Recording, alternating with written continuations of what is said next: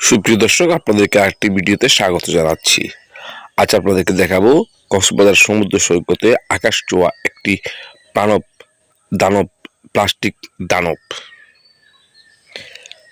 সমুদ্রে প্লাস্টিক দূষণের ভয়াবহতা সম্বন্ধে মানুষকে সচেতন করতে কক্সবাজার সমুদ্র সৈকতে নির্মিত হয়েছে আকাশ ছোঁয়া একটি দানব। এই দানব প্লাস্টিক দূষণে প্রাণ প্রকৃতির বিরূপতার সাক্ষ্য দিচ্ছে। জেলা প্রশাসন, কক্সবাজার ও স্বেচ্ছাসেবী সংগঠন বিদ্যানন্দ ফাউন্ডেশনের উদ্যোগে নির্মিত সৈকতের সুগন্ধা সিগাল পয়েন্টে প্রদর্শন করা হয় প্লাস্টিক বর্জ্যের তৈরি এই দানব ভাস্কর্যের।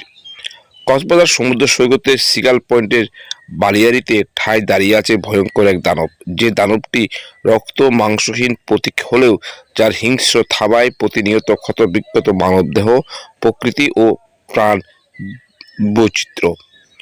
সৈকতে ঘুরতে আসা যে কেউ এটি প্রথমে দর্শনে মনে ভয় বিরাজ করলেও কাছে যেতেই সেই ভয় কেটে যাবে আর জানবে দানবটির দেহে বয়ে বেড়ানো প্লাস্টিক দূষণে প্রাণ প্রকৃতির ক্ষতির মাত্রা।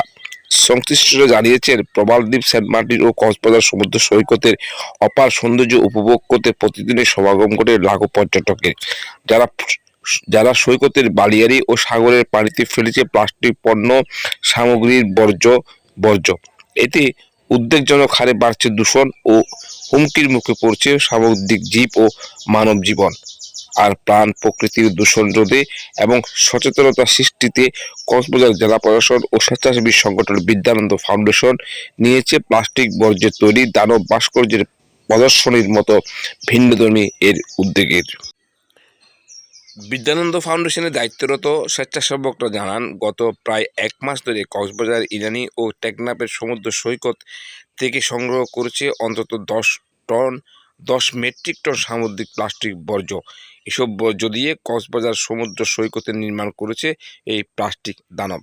গত বছরের 7 নভেম্বর কক্সবাজার সমুদ্র সৈকতে পর্যটকদের জন্য প্লাস্টিক এক্সচেঞ্জ স্টোর ও স্থানীয়দের জন্য প্লাস্টিক এক্সচেঞ্জ মার্কেট উদ্বোধন করেছিলেন জেলা প্রশাসক মোহাম্মদ সালাউদ্দিন, যেখানে প্লাস্টিক বর্জ্য হিসাবে ফেলে দেওয়া খালি পাত্র, বোতল ও পলিথিনের প্যাকেটের বিনিময়ে যে কেউ নিতে পারবেন চাল, ডাল, তেল, চিনি ও লবণ সহ নিত্য প্রয়োজনীয় দ্রব্যাদি, এবং পর্যটকরা জিতে নেবেন বই, কলম, ক্যাপ, ব্যাগ সহ বিভিন্ন উপহার।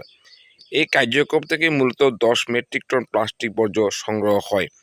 বিদ্যানন্দের ভিন্নধর্মী উদ্যোগে প্লাস্টিক দানবটি তৈরি করেছেন ঢাকা বিশ্ববিদ্যালয়ের চারুকলা বিভাগের একদল শিল্পী। এতে তারা প্লাস্টিক বর্জ্যের পাশাপাশি ব্যবহার করেছে কাঠ, প্যাক ও আঠা অর্থাৎ গাম সহ আরও কয়েকটি উপকরণ। ভাস্কর্য শিল্পীদের দাবি, এটি এশিয়া মহাদেশের সর্বোচ্চ প্লাস্টিক দানব।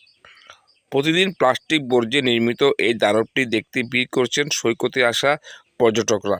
তারা বলছেন, এটি দেখতে এসে মানুষ দৈত্য দানবের ভয়ঙ্কর রূপের মতো প্লাস্টিক বর্জ্যের ক্ষতিকর দিক সম্পর্কে সচেতন হবেন, পাশাপাশি নিজেরাও প্লাস্টিক পণ্য ব্যবহারে সজাগ থাকবেন।